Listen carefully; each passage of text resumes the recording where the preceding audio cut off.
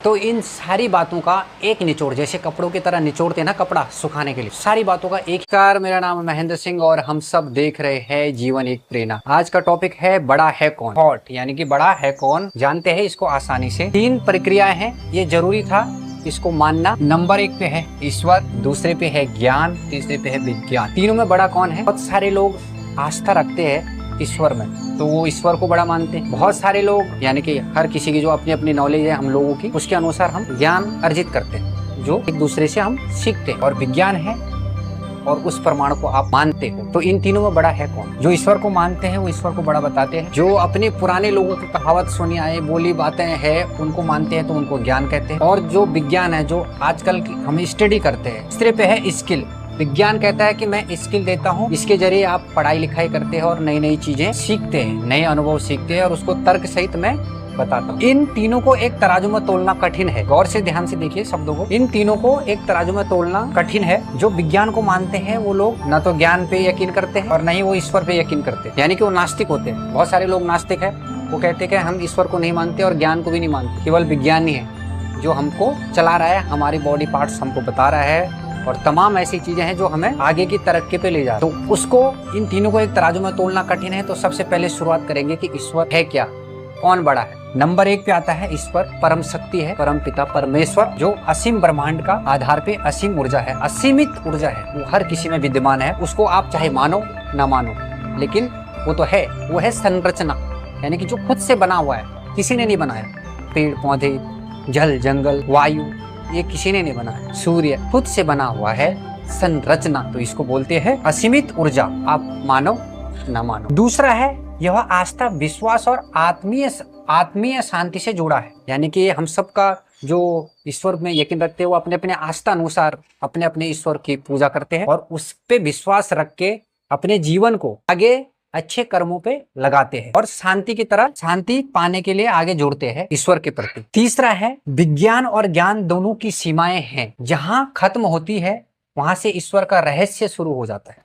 यानी इसको आसानी से समझते हैं कि जहां विज्ञान और ज्ञान दोनों की एक सीमा होती है और जब सीमा से बाहर हो जाती है बात, तो फिर वहां से ईश्वर का रहस्य चालू हो जाता है। जैसे विज्ञान किसी में प्राण नहीं डाल सकता, जन्म मृत्यु का हल उसके पास नहीं है और ना कभी हो सकता। लेकिन ज्ञान विज्ञान से ही जुड़ा एक शब्द है, यानी कि जहां से विचार जन्म लेता है और विचार गहराई में उसका शोध करता है, खोज करता है। उस खोज से जो ज्ञान प्राप्त होता है उसको तर्क सहित जो प्रमाण करता है। जैसे ब्लड टेस्ट ले लो, जो ब्लड टेस्ट करेगा, पहले मन में विचार आया, उसको कहते हैं ज्ञान। और जब ब्लड टेस्ट रिपोर्ट आएगी, जहां उसको टेस्ट किया जाएगा, जिस मशीनरी में जो साइंस द्वारा विकसित किया गया उस मशीनरी में डाला जाएगा, वो रिपोर्ट के आधार पर आपको महसूस पता लग जाएगा कि आपके ब्लड सैंपल नेगेटिव है या पॉजिटिव, यानी कि वो प्रमाण के तौर पे आपको दिखा रहा है कि ऊर्जा सही है या गलत। तो दूसरे नंबर पे आता है ज्ञान।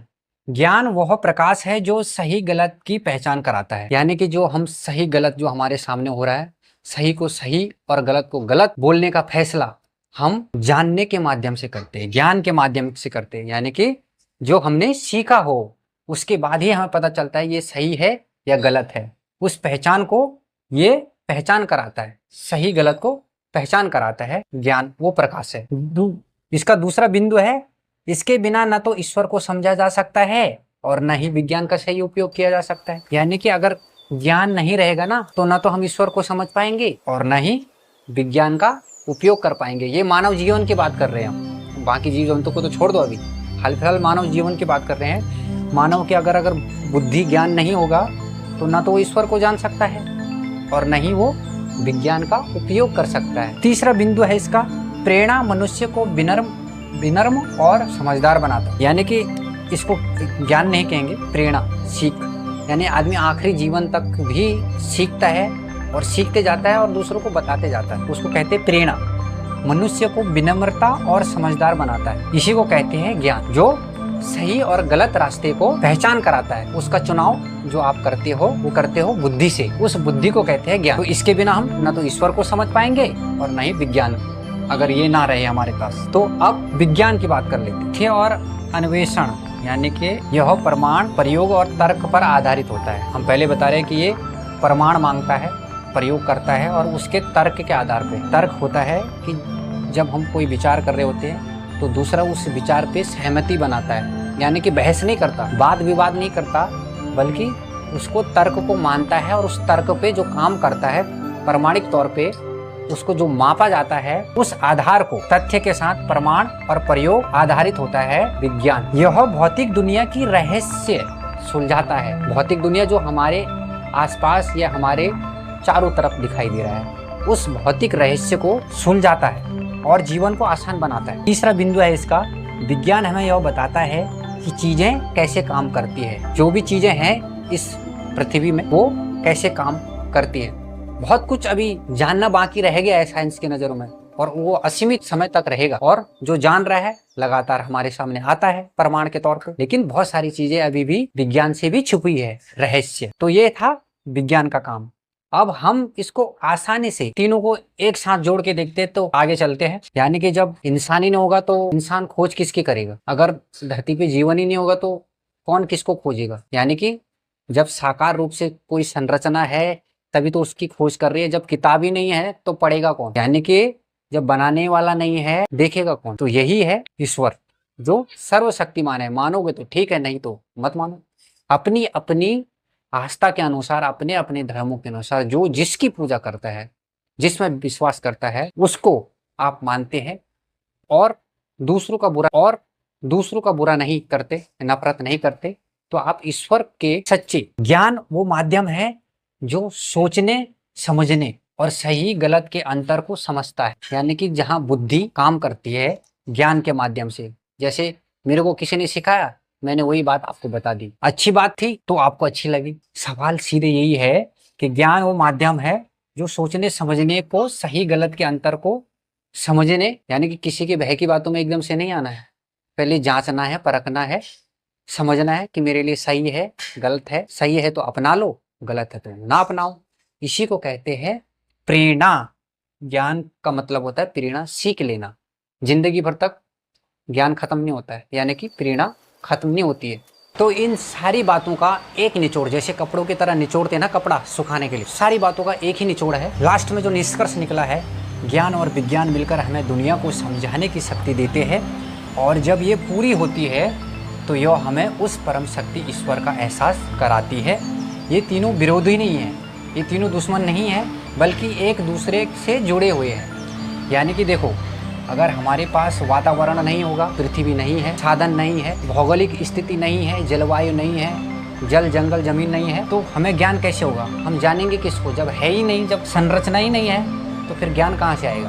और जब संरचना है तो धीरे धीरे विकसित होगी, ज्ञान धीरे धीरे प्रकाशित होगा, और ज्ञान से फिर तर्क सहित प्रमाण निकलेगा, वो विज्ञान बनता है। यानी कि ज्ञान होता है मोटा मोटा हिसाब लगाना, और विज्ञान होता है तर्क सहित कितना खर्चा हुआ, कहाँ लगा, क्या निचोड़ निकलेगा। इसको आसानी से एक उदाहरण के तौर पे समझते हैं। ईश्वर है एक नदी, ये बह रही है। अब हम जीव को, जो जीवन चल रहा है, उस जीव आत्मा को लगी प्यास, हमको प्यास लगी है, हमें यहाँ अपने घरों में, अब यहाँ नदी बह रही है, तो जब हम प्यास बुझाएंगे तो हमें बार बार नदी में जाना पड़ेगा, नदी के पास, है ना?